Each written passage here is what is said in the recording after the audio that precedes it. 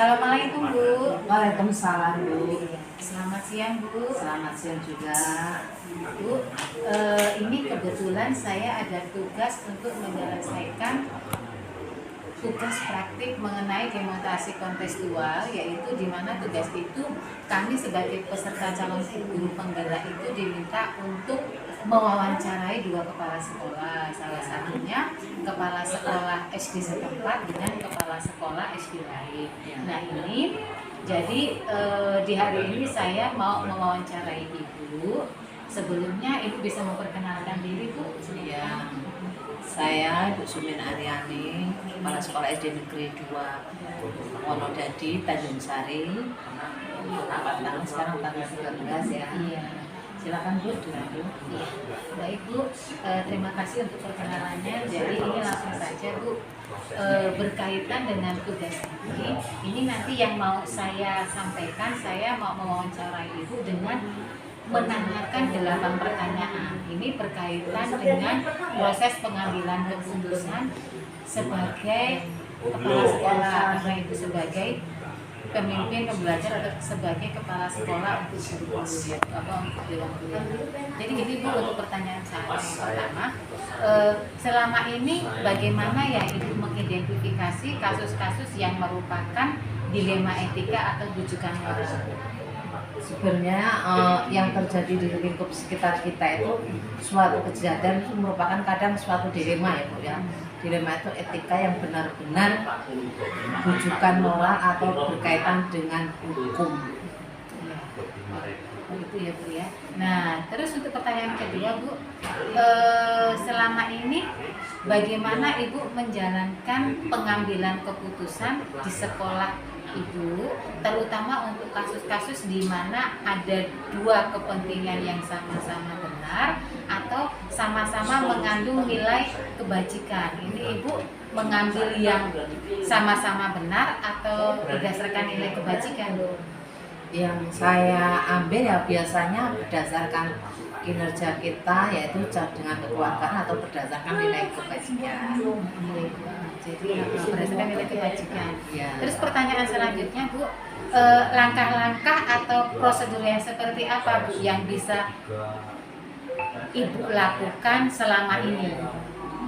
Yang bisa kami lakukan, saya lakukan yaitu ya terutama ya kita harus kerjasama antara dewan guru dan mengkomunikasikan dengan pihak yang bersangkutan. Namanya musyawarah dengan pihak-pihak yang terkait. Jadi dimusyawarahkan terlebih Iya, dahulu ya. musyawarahkan. Selanjutnya, hal-hal apa saja yang selama ini Ibu anggap efektif dalam pengambilan keputusan pada kasus-kasus yang menurut Ibu itu kasus dilema etika? Ya, semuanya itu akan efektif atau mengumumkan pada di semua pihak yang berkepentingan. Jadi Komunikasikan lah, iya. mengkomunikasikan dengan semua pihak yang berkepentingan. Jadi dianggap efektif jika memang permasalahan itu dimusyawarahkan Atau iya, dengan pihak yang dikomunikasikan berkepentingan ya. ya. Yang selanjutnya, hal-hal apa saja yang selama ini menurut Ibu merupakan tantangan dalam pengambilan keputusan pada kasus-kasus dilema etika? Ya, umpamanya hal-hal yang tidak terbuka dengan pihak-pihak yang bermasalah itu. Terus ada juga kan suatu masalah ada yang terbuka dan ada yang enggak kan. Nah itu maka kita ngambil yang bisa dilakukan yaitu ya dengan cara terbuka dengan pihak yang bermasalah. Harus terbuka ya Bu ya? Terbuka. Iya. Selanjutnya, apakah Ibu memiliki jadwal tertentu untuk menyelesaikan masalah, terutama di kasus dilema etika? Nah, jadi ketika masalah itu muncul, apakah masalah tersebut langsung diselesaikan sama Ibu atau Ibu punya jadwal tersendiri? Enggak, kalau permasalahan itu biasanya suka terjadi di lingkup kita, di kegiatan KBM itu enggak harus kita menunggu jadwal. Nah itu biasanya tidak akan pasti kan ya, jadi tidak ada jadwal khusus, akan tetapi prosedurnya jika ada suatu kejadian ya kita sepakati atau kita tetapi gitu permasalahan itu. Jadi nggak usah pakai jadwal. Iya, jadi tidak terjadwal ya Bu ya. Ketika permasalahan itu memang harus segera diselesaikan, langsung diselesaikan. Jadi nggak usah nunggu dengan adanya jadwal, nggak usah. Ya, terus selanjutnya, apakah ada seseorang atau faktor-faktor yang selama ini mempermudah atau membantu Ibu dalam proses pengambilan keputusan? Ada tidak kira-kira ininya faktor seseorang yang membantu Ibu ketika pengambilan keputusan? Ya kadang keputusan itu bisa saya ambil dengan kesepakatan dengan rekan dewan guru atau juga spontanitas saya putuskan sendiri. Jadi dilihat dari permasalahannya. Jadi bisa kita bicarakan, tuntaskan cara bersama-sama. Ada juga kalanya dengan saya sendiri menentukan sikap. Ya, jadi dari rangkaian beberapa pertanyaan tadi Bu, bisa Ibu sampaikan dari 1 sampai 7 pertanyaan tadi, ketika di dalam proses pengambilan keputusan, apa yang bisa Ibu petik atau Ibu ambil pengalamannya? Yang saya petik dan saya ambil pengalaman itu tentunya secara global ya, suatu kegiatan pembelajaran itu sudah pasti ada bermunculan masalah.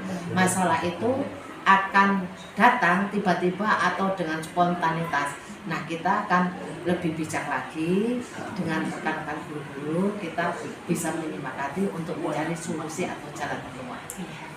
Jadi bisa saya tarik kesimpulan ya Bu, jadi dari beberapa pengalaman yang sudah Ibu dapatkan ketika proses pengambilan keputusan itu, Ibu lebih melihat kondisi, mengidentifikasi kasus yang ada dan memusyawarahkan dengan Dewan Guru ya Bu ya. Iya. Ya, insya Allah keputusan yang selama ini Ibu ambil dan Ibu terapkan di sekolah itu bisa diterima oleh Dewan Guru, oleh lingkungan setempat, dan terutama oleh masyarakat setempat ya Bu ya. Jadi artinya keputusan itu tidak berpihak pada salah satu orang gitu ya Bu ya. Jadi berdasarkan kebersamaan karena dari musyawarah itu. Saya ucapkan terima kasih banyak Bu untuk waktunya dari wawancara hari ini. Semoga kita bisa bertemu di lain waktu.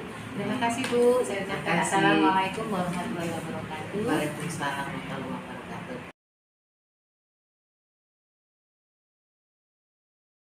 Bu, gimana kabarnya hari ini Bu? Sudah alhamdulillah. Ini Bu, saya mungkinnya dari SD Negeri 2 tadi saya mengikuti calon guru penggerak ya. Kebetulan ini ada tugas mengenai wawancara Bu, mengenai pengambilan keputusan pemilihan pembelajar. Nah, di sini Bu, Ibu sebagai pemimpin atau kepala sekolah, pasti di sekolahan banyak kasus nih Bu atau permasalahan yang berkaitan dengan dilema etika atau rujukan. Bisakah Ibu bercerita yang ada suatu kasus yang merupakan kasus yang menurut Ibu itu sulit untuk dalam pengambilan keputusan? Salah satu guru yang masuk ini, ya dia sudah mengajar sekitar tahun 2003. Cuman ya mungkin masalah disiplin yang kurang pas, terus karena keadaan ekonomi, jadi itu yang mempengaruhi beliau seperti itu. Ya, bingung untuk mengambil langkahnya itu seperti apa.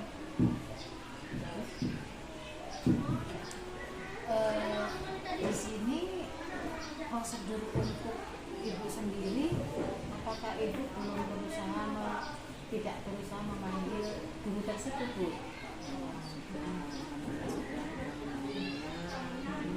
Sedikit-sedikit ya mulai berubah Bu. Alhamdulillah, karena waktu itu kepala sekolah yang lama yang memberikan surat peringatan, alhamdulillah mulai berubah. Jadi itu ya Bu ya, caranya itu mengidentifikasi kasus permasalahan dari Ibu Jusila tadi. Terus Bu, adakah seseorang atau faktor-faktor apa yang selama ini mempermudah atau membantu Ibu di dalam pengambilan keputusan? Selain Ibu sendiri, apakah ada orang lain gitu yang mempengaruhi faktor pengambilan keputusan? Ya alhamdulillah dari seluruh rekan-rekan sekolah sangat baik, semuanya membantu Bu. Jadi apa yang ini kan dimusyawarahkan sama-sama. Jadi keputusan itu tidak secara langsung saya sendiri yang mengambil gitu. Jadi membutuhkan musyawarah dengan rekan langsung.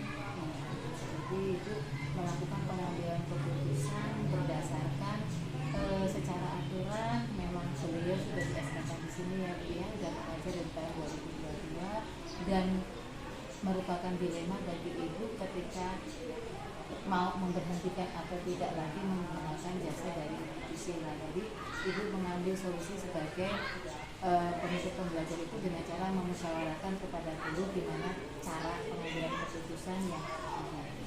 Mungkin itu saja Bu yang bisa saya tanyakan ke Ibu. Semoga permasalahan yang Ibu hadapi ini bisa diselesaikan dengan baik dan keputusan yang sudah diambil sama Ibu itu menghasilkan keputusan yang baik. Terima kasih banyak Bu untuk wawancaranya. Sampai berjumpa di lain waktu.